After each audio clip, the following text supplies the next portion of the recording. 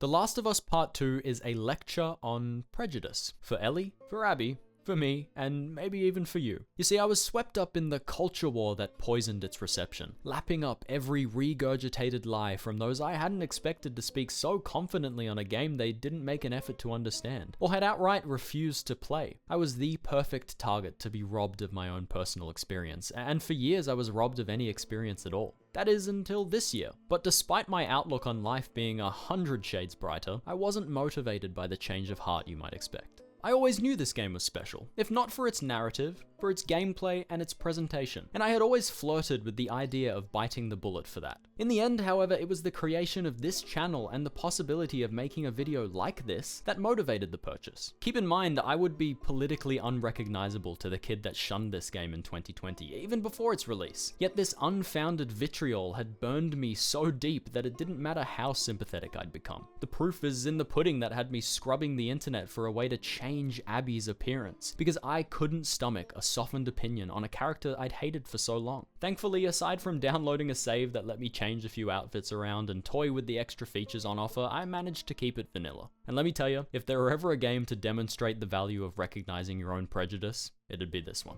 No, it's not perfect. But if you're anything like I was, follow my lead and play the damn game. We could have killed you. Maybe you should have.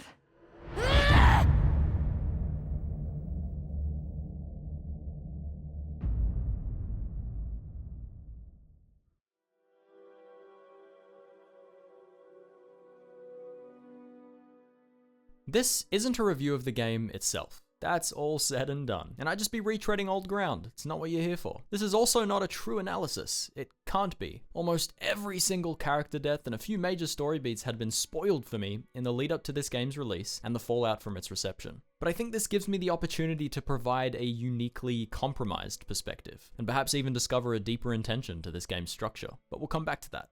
We begin our story with an admission of guilt. Not guilt for the act itself, for how it might affect those with knowledge of it. Joel is self-justifying at every turn. He will never regret saving Ellie, but he will regret what becomes of them.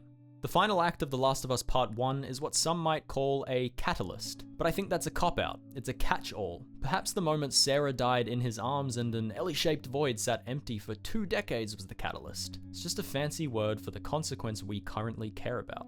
There are many themes I'm sure I'll discuss, but there are a key few I want to highlight. The first of which is simple consequences in place of a virtuous condemnation of violence. I don't think this game is really about the cycle of violence, at least not entirely. A close member of Abby's crew, Owen, inarguably prevents the murder of Ellie and Tommy. This is a justified and kind act, but if he hadn't been so good-natured, the rest of the game couldn't happen. And if I tally up all that is lost, would that have been a worse outcome? The second matter is best expressed with a quote. Not from anyone in particular, mind you. As humans, we are often cursed to value only what is lost, and those lucky enough to learn otherwise never expect to lose it. You're not supposed to know this yet, but I did, and maybe it's plain to see, but Ellie has seen through Joel's lie one way or another. There is a clear distance between them and bleakness in her demeanor. If she could see the future, but do nothing to prevent it, would they still be estranged? Owen's back to spell it out for us, as he is one of those lucky few. He wants what Abby wants, but not at any cost. Not his humanity, and not his unborn child. He knows he has something worth keeping. Abby, at present, is too consumed by a thing worth taking, to look back on those who are committed enough to follow along in an effort to torture and kill a man they've never met. They don't know him, they only know what he did, and that is enough for most people. The third and final motif is prejudice. The WLF is perhaps justified in their quest, but that bitter hatred demanded the death of a man who only moments earlier had saved one of them from pretty certain death. A man in a loving community with friends, family, and the works. Only one act can define him in the eyes of Abby and her crew. Whether Joel was right or wrong is not so important anymore. The intended experience here is to inherit Abby's prejudice, to fill the shoes of Ellie. To her, the entirety of the WLF is defined by the death of Joel. But I knew this. Not only that Joel would forego the movie night with Ellie because he had golfing on his mind, but that I was supposed to hate Abby for what she had done, and that I was then meant to understand her and conquer that prejudice. It's funny that avoiding the intended lesson on prejudice still led me to my own. My first lecture was on Joel's untimely demise. I had been told, and believed, that this was character assassination, but within context, I saw no issue. Joel made a mistake giving his name, but is it out of character for him to do so? It's just a first name, and they've been living in relative peace and harmony for 4 years now. Is it so unreasonable to suggest you'd try to connect on such a base level with a person that owes you their life? Not to mention, Tommy already gave his name, and Abby knows Tommy is Joel's brother. They are trapped together in a blizzard, and Abby was ready and willing to torture any Jacksonites for information anyhow. I'm sure Joel thought this started and ended with Marlene. The Fireflies are all but burnt out to his knowledge. Joel is written here as he always was, if a little softer. He is kind and benevolent, then he is as stoic as one could be in the face of a death like that. In truth, I see nothing but respect. The writer's room did Joel justice, but there is no justice in a consequence.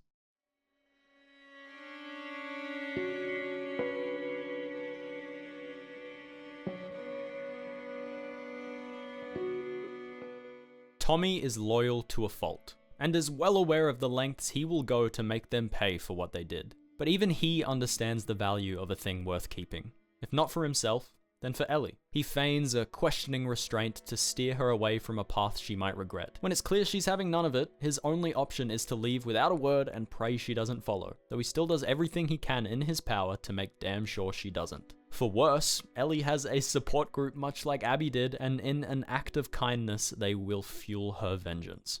For the better part of the trek through Seattle, her journey is a quiet exploration of grief and companionship. Ellie's self-justification takes many forms. She internalizes a lie, that she is here to find Tommy and good old revenge is just a bonus. It's a convenient story for her to feign a clear mind. And her journal is guilt-ridden, especially when she finds herself living again. She doesn't think she should be happy, not when Abby is still out there, not while Joel is still gone. She begins to hate Joel, not for what he did, but for dying, for leaving her and for infecting her mind with his image. There is a fleeting joy in the early days.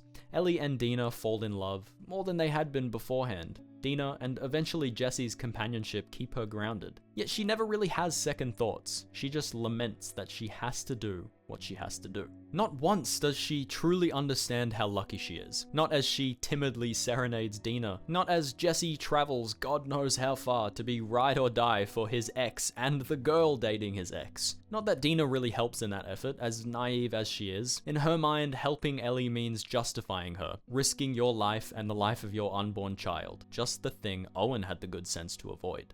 Ellie's mask does slip when she eventually finds out Dina's pregnant, and she is angry. Angry because of the danger Dina is in, and perhaps angry because she's getting in the way. At every hitch in the road, Ellie tells herself it is too late to turn back. Every opportunity she is given is met with scrutiny. Again, I knew Dina had been pregnant from the beginning, and that had tempered any reaction. I wasn't mad at Dina, I was supposed to be, but instead I understood. Love has never been a rational thing, and Dina is courting Ellie. In a super fucked up way, but it's courting all the same. It's interesting to note how silly little things like courtship are never lost on us, even in the worst of times. They're just reframed. There is a small reframing of her motivation here as well. The path was revenge for Tommy's sake, but the goalposts aren't fixed, and there's an extra layer of justification as Ellie embodies a guardian, a protector. It is now revenge for Dina's sake.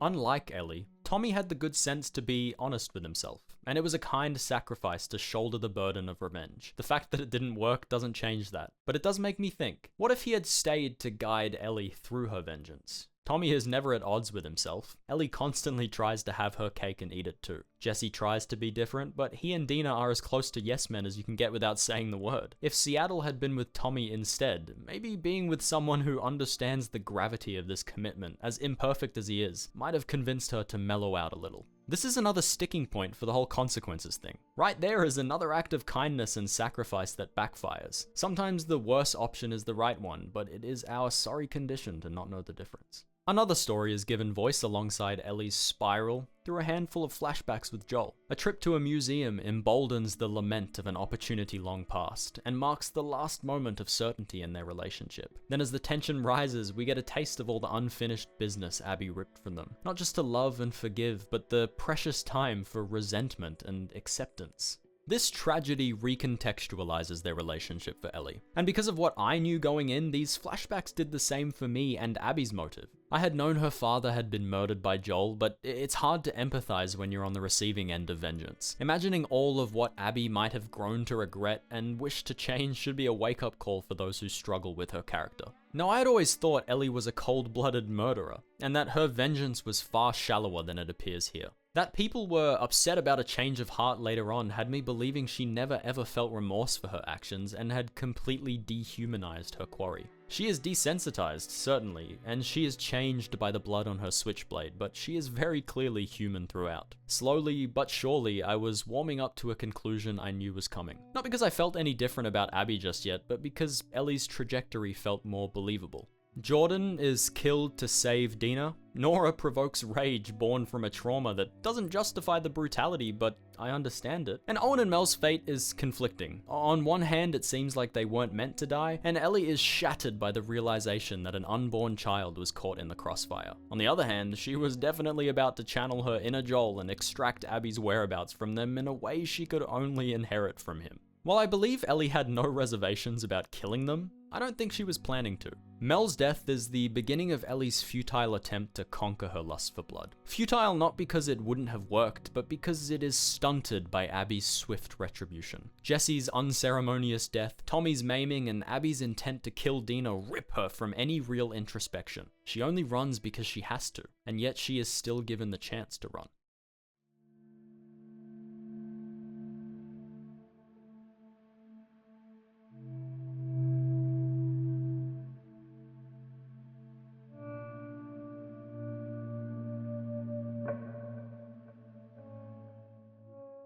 There is a common understanding that the choice to give us control over Abby is meant to encourage us to hop the fence, to resent Ellie and sympathize with Abby. But I don't think that's the intention. Knowing what I knew, I had assumed that it was, and the early hours I spent with her had me questioning why they'd present her as they did, if that was the goal. Abby is not unlikable, and my vitriol was tempered, but it was difficult to pass through her subtext with a subtle but festering hatred of a character I didn't even really know. My prejudice had festered long enough for me to feel disgusted by her, and I mean the way she looked. Now, she's not particularly attractive, and I'm not the type to place much importance on how attractive a character is, but I don't think, had this been the first time I'd ever seen her, that I would have reacted so strongly. This might have been that deeper intention I hinted at way back when. Is Abby designed unconventionally to provoke such feelings? Perhaps there's a more pointed player introspection encouraged here. Just so I nip it in the bud, it's perfectly reasonable that she looked the way she does. For one, the WLF are clearly well-fed, and Abby gets special treatment in this regard. For two, she is explicit about her obsession with working out. And for three, she has acne, her chest is flat and visually similar to gynecomastia on a man, and they have access to a surplus of medical supplies. It's not unlikely that she's on anabolic steroids or testosterone replacement therapy. As far as I'm concerned, they did enough of a job justifying this.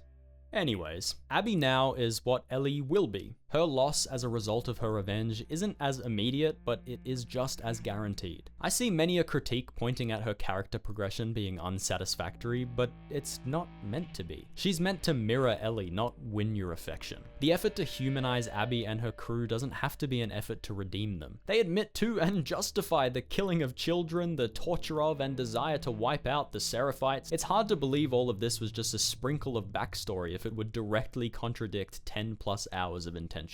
Abby brings another theme I've been harping on to the forefront. She is the analog of self-justification. What you notice in her failure to fully redeem herself is not unfounded, but the criticism is misplaced. Abby doesn't care about the millions of lives a cure could have saved, she cares about her father. And it is no doubt that she knew her posse was on board for the former reason, and that could only bolster the torture and killing of Joel. Her physical appearance and prowess is preparation for her duty and her vengeance, and her position because of her merit creates an easy avenue to minimize the pain she has caused, and will continue to dish out. Lev is the primary driver of her need to justify herself, and in this she's similar to Joel. Not because their stories are equal, but because Joel had justified his actions through Ellie just as Abby does with Lev. She very explicitly expresses her need to save Lev, because she has to, and she's never able to explain it. She is good to Lev, and her protection is a kindness, to him and Yara, but it is born of a desperation for redemption, not true character progression. It's easy for her to condemn the things she participated in when she gets to hide behind something as easily defensible as safeguarding a child. Did it upset you that after all she had been through with Lev and the Seraphites that she regressed so quickly back into targeted violence? This shallow yearning for redemption is exactly why she could slit the throat of a pregnant woman without a second thought. It was only Lev that prevented this. If she had killed Dina in that moment, how could Lev be any justification for that? Abby isn't intentional in all of this. I don't mean to display her as any worse or better than Ellie, but she's caught in the same web. Much of her kindness is conditional. After all of this, I still didn't like Abby all that much. Owen is good-natured but unfaithful, Mel is extremely irresponsible, and Manny is just as self-justifying and avoidant as Abby is. But I was blind and now I can see. Joel fits right alongside them. Tommy and Ellie now too. Some of them are perhaps better people overall, but their inner workings are mirrored. You're meant to recognize and conquer your own biases. You're not meant to be manipulated by this game. Those who expressed a resentment of Ellie missed the point entirely. Alongside all of this, there is something else worth extracting here. It's a warning. Don't trap yourself in a place where even a good deed is self-serving. You cannot find redemption through a million selfish acts of kindness. But in a story like this, one selfless act is all it takes.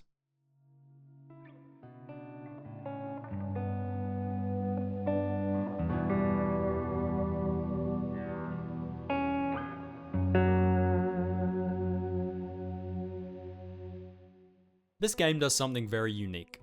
A common narrative structure demands more emotional payoff and a whole lot more character development throughout, but that commitment to a frustrating realism is necessary to understand why it ends the way it does. It is not as bleak and preachy as it seems, and it is anything but cliche. Jackson is forever changed, but Ellie and Dina are happy. A baby is born and they are given another chance to understand all that is not yet lost. Dina's motivations are undoubtedly changed because of her child and perhaps Jesse's passing, so she takes that chance by the throat. Tommy was under no illusion. He knew who he was, but in his failure, he has grown bitter. Having the means for revenge taken away from him reveals another lick at the common theme of self-justification. Ellie's desire for revenge was the push he needed for his own. He could regress to the base brutality he'd escaped because it was for Ellie's own good. Upending Ellie's happiness because he couldn't let that business lie is proof of that. But it's not his fault. Ellie is surrounded by love and harmony, but endlessly pursued by a great grey cloud. And when she tries to let go, it rains and it pours. She is haunted by a deed gone undone and the mental fallout from using every good thing in her life to justify a violent rage. She can no longer truly connect, and it took less than a day for her to give it all up. I think the damage might have already been done at that point, so I lament her decision, but I don't blame her for it. She had already driven herself to be consumed by Joel's passing. Leaving was just the natural progression, and to her, the easiest thing to do. Meanwhile, Abby is off in search of another group to shoulder the burden of her shaky morality, and to honor Owen's last wish. She should have died in Santa Barbara, and it was likely Owen, Mel, and Yara would have been set upon by the Rattlers too. It seems only in the relentless pursuit of revenge is Abby given another chance. Ellie is now driven by nothing more than an empty scream. Her insistence on fighting Abby is a desperate attempt to justify her death, even threatening Lev to do so. But in abandoning all that is good, can she no longer use it to be right? And there are a rare few people who can do a thing they know is wrong. As Abby drowns, it's not an admission. Ellie does not forgive, and she'll never forget. But with everything stripped away, and the weight of her nature too hard to bear, sparing Abby is the one moment in the entirety of the game where Ellie cannot lie to herself. Hey, if you're still with me, I'm James. I've never really done a more analytical style commentary video before, so if you happen to enjoy it, please consider dropping a sub. I promise I am in it for the long run. Thanks!